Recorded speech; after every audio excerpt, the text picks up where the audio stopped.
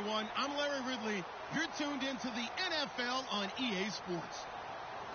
Two teams will need their quarterbacks to step up and lead their offenses on the gridiron today.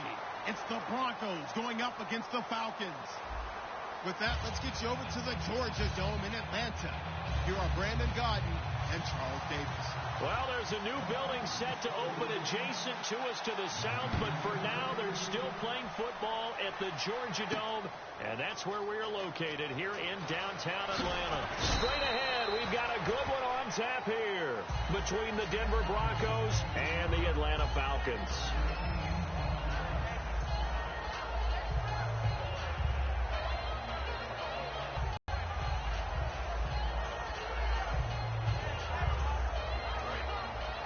Defense really showing respect to the deep ball here, playing off the receivers. They come up in an offset eye. Now a carry, it's C.J. Anderson. And this defense feeling the encouragement. They stop him at the line of scrimmage on the first play of the afternoon. When the defensive line controls the offensive front the way we just saw there, it doesn't allow any of the offensive linemen to leak downfield and get to the linebackers and block them on the second level. You end up with the type of play we just saw. Linebackers didn't have to fight anyone off, didn't have to knock anyone to the side, didn't have to elude anyone trying to block them. They just saw the play, ran to the ball, and finished things off. So much about offense is what you call hidden yardage. You know, you throw the ball to someone, they catch it, and then they can make a big play. You know, they create a play, run after catch. They did a really nice job there of limiting that and keeping them from a first down. Yeah, stopped him in his tracks.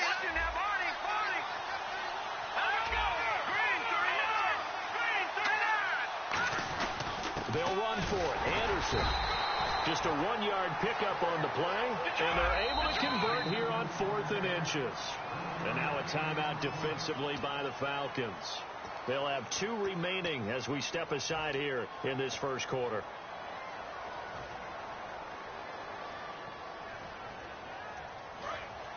And no press coverage here. They are backing off in the secondary. Oh, maybe a free play for Simeon. He throws and he hits the slant route to Thomas. Well, the bad news, the Denver Broncos didn't make the playoffs, but the good news for Demaryius Thomas, he's over 1,000 yards again as a receiver. 6th straight year he's done that, but yards per catch and touchdowns down a little bit. Any of that due to the change at quarterback? Think about it. For him now, in the last 2 seasons, he's had to get used to 4 different quarterbacks throwing him the football.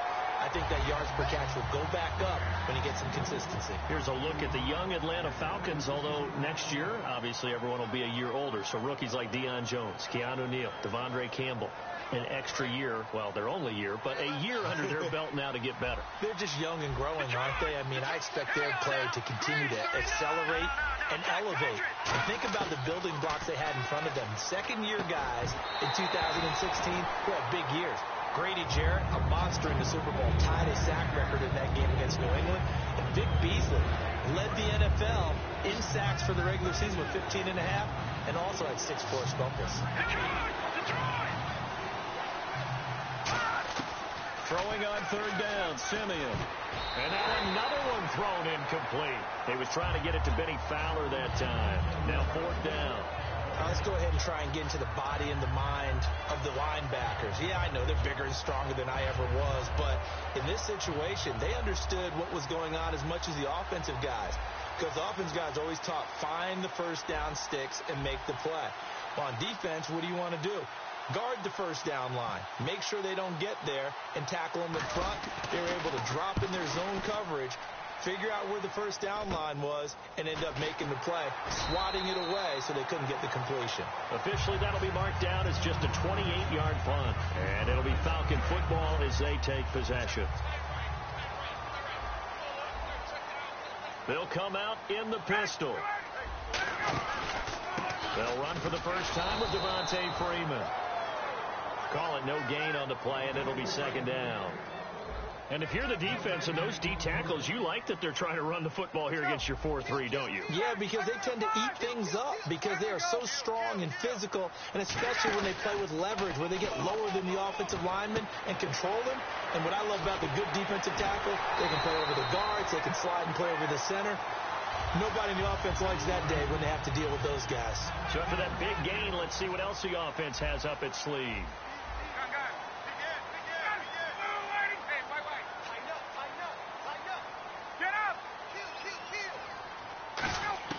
On first down, Ryan. Incomplete on the right side. It's Tammy. Just a yard on the catch there. It'll be 2nd and 9. All right, let's look at the offense. Devontae Freeman, this is a guy that you wanted to talk about, so take it away. Brandon, have you seen a running back play with such joy as well as such fury? I love the way he runs the football and attacks defenses. They'll set up the screen for Freeman. Give him 5 on the screen play, and that'll set up a 3rd down. And a look now at how the Broncos line up defensively. Chris Harris Jr. is not a name that rolls off the tongue quickly, but it should. He's one of the best cover corners in the league. Throwing again, Ryan. And that's caught by Tammy. And he gets the first down here as he's taken down at the 24. And from our time in college football, where receivers weren't running the traditional NFL route tree, one thing they did learn, find open areas, find soft spots, and set up and catch the ball. And I think we just saw that there. Yeah, we saw that indeed, picking up the first.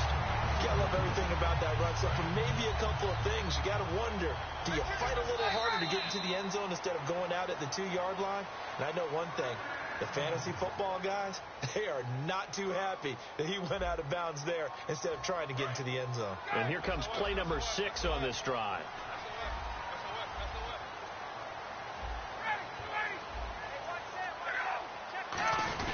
They'll look to run with Freeman. And he pushes forward but comes up short of the goal line as he'll get a yard down to about the 1. And when you watch Devontae Freeman run the football, you can almost close your eyes and hear him running the football, can't you? Because people just scatter. I mean, you know, when he goes through a pile, it moves in a positive direction for him. I just love how hard he plays the game. 1,000-yard season. He had 11 touchdowns last year. In March, 25 years old. So he's kind of hitting that sweet spot for a running back, isn't he? He really is. And I still remember the evaluation of him coming out of college. He does everything well, but you weren't sure he had a dominant trait. Well, wrong about that. He's dominant in just about everything he does. And I think that he's going to continue to elevate his game and seek a 3rd Pro Bowl in 2017. So the Broncos coming out now. And a tight game after punting last time. See if they can get something going on this drive. As they head to the field now, with the game this close, you've got to feel there's a sense of urgency for them going on offense right now. But they have to do it without letting panic creep in and affect their play. Green's got it over the middle. And he's going to get this one across the 30-yard line. 15 yards there on the catch and runs. And there's a completion to the tight end. And look at the size of these players nowadays. At that spot, 6'4", 6'5", and up. A lot of guys used to be basket. He's got it at the 15. And all the way home for a Broncos score. Emmanuel Sanders, 67 yards. And the Broncos are an extra point away from tying the football game. It's good, and we're all tied at 7 apiece.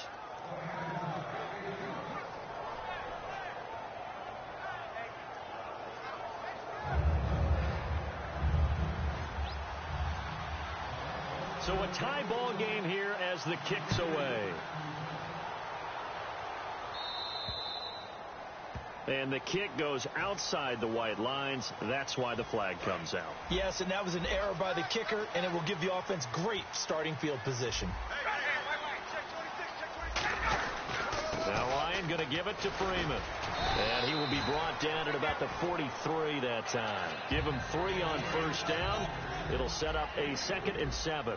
We always like to talk about defense in terms of levels. 1st level defensive line, 2nd level linebackers, 3rd level defensive backs. On that run, that was what we call a 1st level run, and it was stopped by a 2nd level player. Levine Toilolo, the tight end, is intended target, and it's 3rd down. Today's NFL, these big guys are featured receivers. They move them all over the place to try and find good matchups, and they had one. They were just unable to complete the pass. On 3rd down, Ryan. And he couldn't hang on to it through the contact. Incomplete. We know it's not an easy job to go out and catch passes when people are trying to tackle you and knock the ball away. But the bottom line is, that's a pass he's got to have and a pass he should have caught. Again, we'll see the pistol here. They'll indeed go for it with Ryan. Finding Gabriel complete. And he takes this one down all the way near the 30. I don't know if I agree with that. I guess they don't care if I agree with that. But, boy, you have to be surprised by that, right? I definitely was surprised that they decided to go for it in this situation. But they must have either felt like they either had a great play call on or they're trying to show extreme confidence. Now, that's the type of play that'll fire up a defense. Hold them to 1 yard on a first down run. It'll be interesting to see if the offense... But I think the ball's out. And the ball ends up out of bounds, so it'll be a loss on the play. Now, I have to admit, partner, that I've often thought that I don't like this rule, where the offensive player fumbles the ball, it goes out of bounds, and they get to keep it. That's just because you're a defensive guy. That's why you don't like it. Yeah, you're right. It is a slanted view, isn't it? But this is where, for the offensive team, the sideline is their friend. Usually it's not their friend. Yeah, exactly right. I actually played for a guy in college. You know what he used to name the sideline? Sammy. Sammy sideline, and use him well.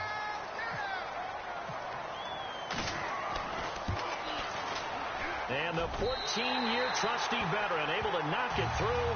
And they take the lead here now at 10-7. A little bit of a lower trajectory there on the deep kick, and it worked. Had to do it because he had to drive it out low because of the length of the kick.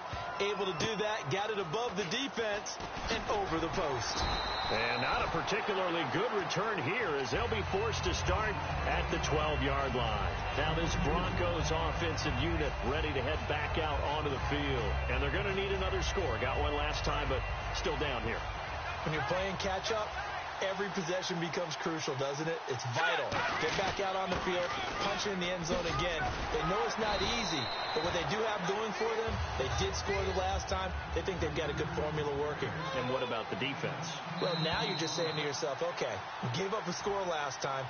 What adjustments do we need to make to slow them down now and get the ball back for our own offense?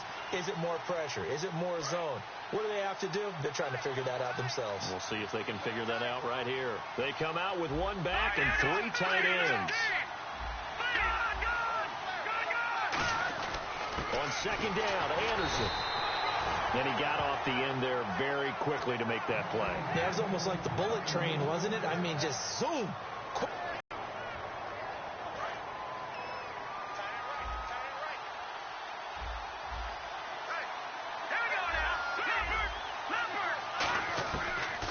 First down throw, Simeon. He'll air it out deep for Thomas.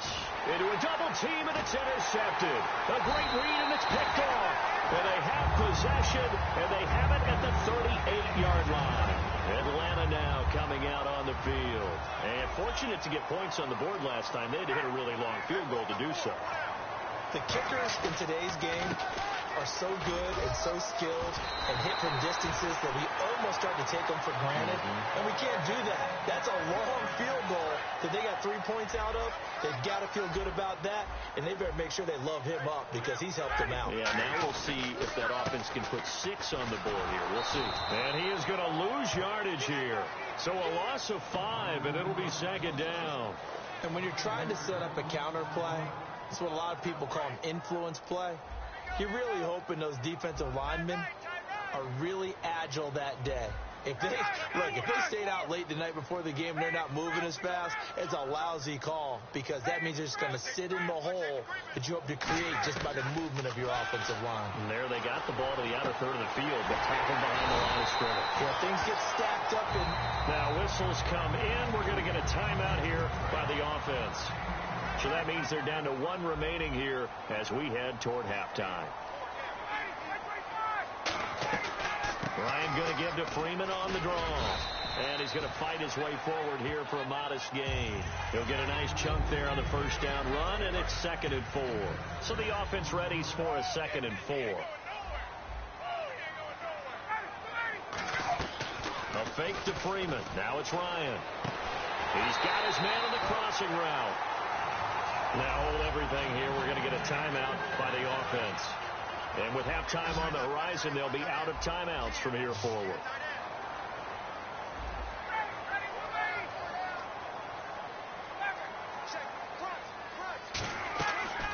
Play fake here on first down. That is caught, and he couldn't quite get there. Tackled down at the 1. And a good quarterback facing zone coverage. If he has just a little bit of time to survey the scene, that's what's going to happen. No doubt about it. If there's no pressure, he's going to continue to pick them apart because he'll have all that time to find someone open downfield. You can only cover for so long. So maybe they want to go to a zone blitz scheme, get a little bit more pressure.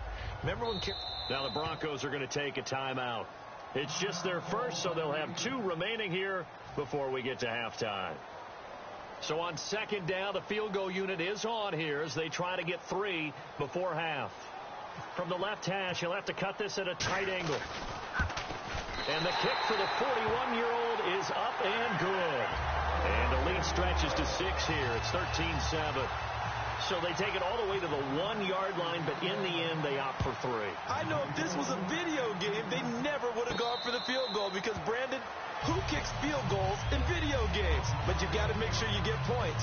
And that was as easy a 3 as you can get. You kick field goals in video games. That's who kicks field goals in video games. And you see the clock almost empty, so this is likely the last play in the second quarter. And the D-line pinching together must be expecting the run. A final shot before break. Simeon. A hit as he throws there, incomplete. And okay, so much for our halftime break. Apparently we're going to get right back to it. Both teams appear ready for the fight ahead, and we resume action here in quarter number 3. And no return on this one as the fair catch is signaled for and taken. Atlanta now coming out on the field. They have the lead. Now they'll be looking to extend that lead. And this is where I enjoy talking about one of my favorite subjects, tendency breakers, or counters as I also like to call them. You've done things in a certain way in the first half, and they've had the ability to see what you've done. They're going to make their adjustments. So guess what? You adjust yourself and try and stay ahead of the pace because you are looking for some separation in this ball game. The adjustment to the adjustment. Without a doubt. Show them one thing, hit them with something else. Throwing now, Ryan on first down. He's got time in the pocket. Oh, incomplete. A turnover would have really helped there. Almost intercepted. Instead, it's just second down. All right, different topic here. 2018, the Super Bowl. Traveling north, far north to Minneapolis. Early predictions for that one. Who you got? Well, you know, everyone's still waiting in the NFL for a home team to play in its home stadium, right? So could the Vikings be that team? I'll start in the NFC, and I'm going to say no. I think Seattle, starting to get near that maybe last run with their defense. Earl Thomas returns. I like Seattle coming out of the NFC. How about you? Well, I'm actually going to take a Dallas Cowboys NFC title run. I think that they came so close this year, probably most talented going into next year. I like that one. Well, in the AFC, I'm going to go with a team that if they improve their defense and their quarterback stays healthy, they could be that team, the Oakland Raiders. Okay, I'm going dark horse. Cleveland Browns. Let's go. Hey, from worst to first.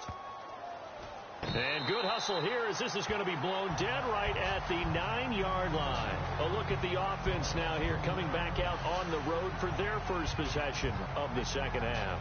They were able to get the stop defensively. Now a chance to turn that into points on the offensive end. Can you imagine what the grease board looks like at the half? Because tell me. That's exactly what they printed up. Stop them on defense, get the ball back for our offense, and go downfield and score some points. Now, the last part... And now this is intercepted. My goodness. It's Desmond Trufant, and they will set up shop at their own 41-yard line. Here comes the Falcon offense now as they get set to take over here. They've got the lead. Last time had to punt it, though. What's the key to this drive? I think it's leverage. Leverage. Big guys up front. You know the motivational speech on the sideline is, guys, give us an opportunity. Protect the passer, create space for our runners, and let's go ahead and get these guys. Low man wins. Let's go do it on this drive. We'll watch that leverage on this drive. On second down, Ryan. Simeon with a grab over the middle. They get 5 out of that one, and it moves the chains.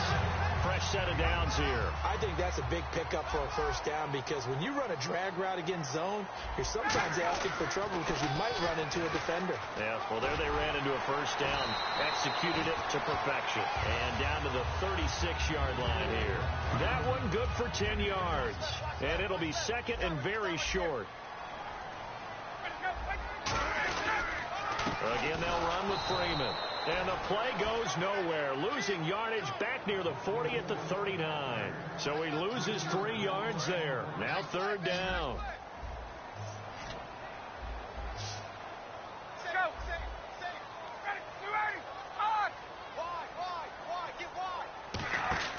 Ryan now to throw on third down. And that's caught by Tammy. It'll go as a gain of 6 that time, and it moves the chains as well. Maybe they're not quite as precise in college ball. That's accurate, yeah. And I think we saw a college route in the NFL there. Just find the soft spot, find the dead zone, and find the first down. And that's what he just did. Couple of Broncos there in on the tackle. Tough day, tough sledding right there, and it's been that way the entire game. Not a whole lot of room to ramble for him. Yeah, you're right. It's been that way all afternoon. Didn't get a whole lot better there. And he'll go down at the 28. Give him 3 on the screen. He couldn't break free, and it's third down. Back now in Atlanta. It's the Falcons. They've got the football. They've got the lead as we get set to start the fourth. Play number 7 now coming up on the drive. 3rd and 5.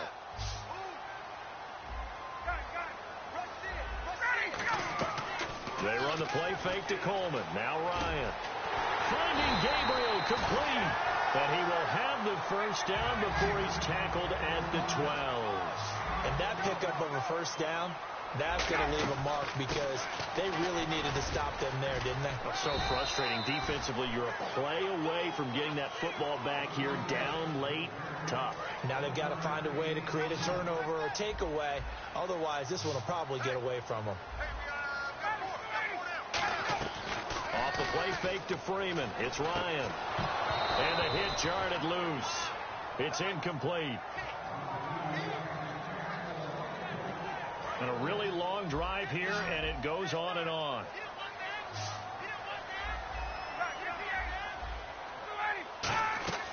They'll run it now out of the gun. And the stop will come inside the 5 at the 4. A good pickup there, 7 yards, but it brings up 4th down. So on 4th down, out trots the kicker in a big spot here. This to make it a 2-score game. And Bryant's kick is good. And high fives for that one as that drive ends in 3. So that's a big one there. It's his 3rd field goal of the game, and a 2-score lead's got to feel pretty good right about now. And while they're not free and clear yet, you're right. Now this defense can go out knowing that it's going to take more than one big play to catch them. The Bronco offense now set to come back out onto the field. And last time, 1-play interceptions. So this offense, they should be fresh. That's a good way of putting it. And I can't wait to see what they decide to do with play calling. Because a 1-play drive where you throw an interception, a lot of people think the very next time out, run the football, don't give them a chance. Maybe play action? I think maybe you go play action, show your quarterback, get a little confidence in it, and let him fling another one. So much of this game is about leverage. We always talk about low man wins in the trenches. Well, it's like that in just about every position. And sometimes, if you lose that leverage and you're losing the battle, just jump up at the line of scrimmage and try and bat the ball away. And that's exactly what happened there. And hauled in here by Jordan Norwood. They give him 14 yards that time and a fresh set of downs. That was a nicely run slant route, and what the receiver's trying to do is make the defender think he's going upfield for a deeper route, and then breaks it off, usually after about 3 to 4 steps, and cuts towards the middle of the field. And now what he's trying to do is use his body to keep the defender away from the football and give the quarterback a really nice target. They give him 17 yards that time as that'll move the chains. And now it looks like they're going to be in the hurry-up. Now a first down throw, Simeon. He couldn't quite hold it. Got hit. Ball pops out, incomplete. After watching him drop that slant, I can hear my old coach's voice ringing in my ears right now. You can't run with the ball until you catch it. Trying to get those rack yards before he secured it.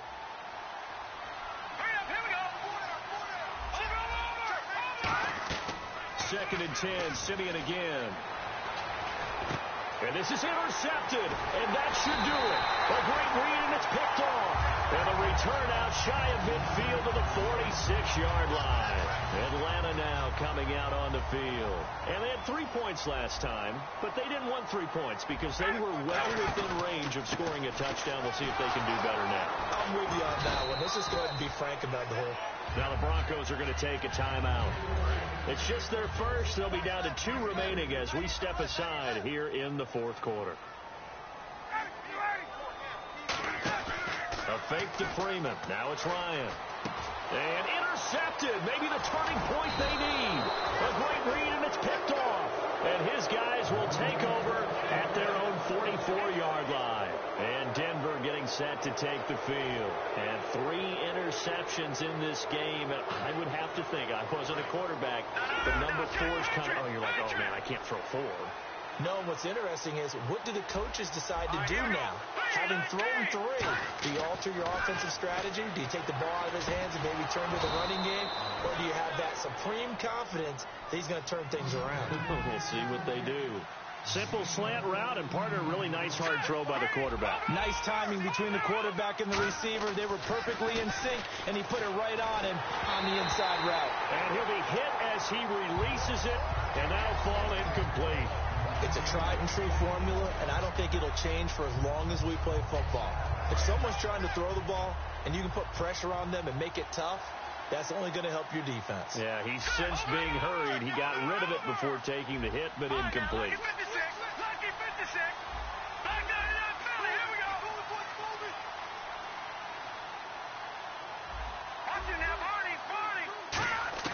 On 2nd and 10, Simeon. And that is incomplete. Virgil Green is tied in, the intended receiver, and it's 3rd down. Normally, he's pretty reliable. Usually catches what's thrown to him. On that play, he simply dropped it. Incomplete pass on 2nd down. Let's see what the offense draws up here on 3rd. And they're going to go soft on the corners. Throwing on 3rd down, Simeon. He's got his man here. It's Green. Give him 12 yards on that one. It earns him a fresh set of downs. Time for a break. We'll come back and see this one out after this.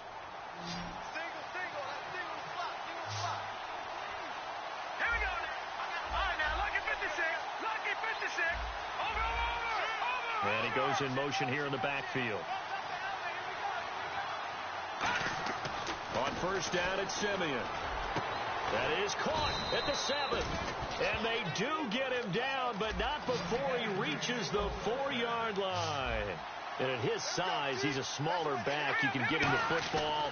He can kind of get lost, make some. And he'll take it into the end zone for a Denver score. Virgil Green from 4 yards out. And the Broncos have cut it to within a score. And they put it in the end zone, which was job 1. Now they have to convert. And then it's decision time, isn't it? Yeah, this is what all teams go through. You look at the clock, you're inside 2 minutes, look at your timeouts, make that onside kick decision. Yeah, how do you feel about your defense, where you are in terms of the scoreboard, and the time left on the clock, as you noted, so many things to go through. This is taken about 7 yards deep. And they'll put up the stop sign there as his guys will get it at the 25. Atlanta now coming out on the field. They have the football. They're looking good, but the lead is just 2. So any mistake in a field goal can beat you. They got to be careful. And that's where it gets difficult because you don't want that to. And now the Broncos will burn another timeout here. That'll leave them with just 1 remaining in this 4th quarter of play. That's a good play by the guys on the defensive side of the ball. Held them to a gain of 2. And that changes the playbook a little bit now for the guy calling play. Now hang on here. Timeout called by the defense. That'll be their 3rd and final stoppage here as we step aside. 3rd down and 4. Another pistol look here. Slot man moves right.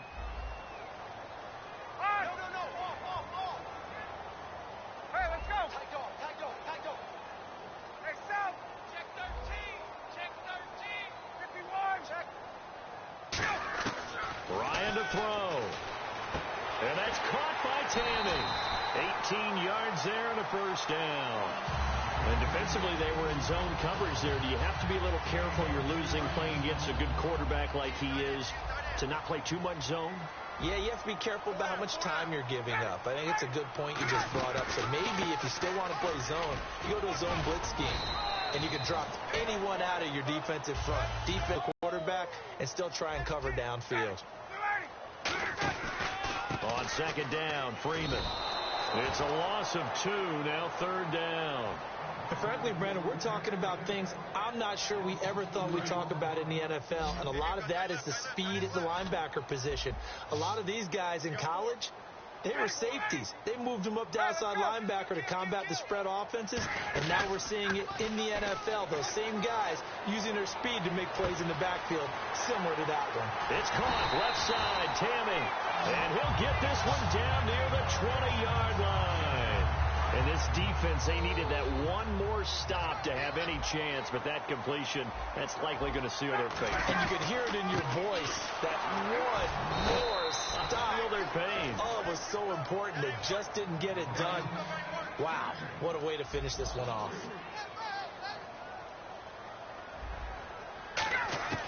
Oh, look at this. Ryan's going to throw it. And it's incomplete. Still throwing to the very end. But now this game is over.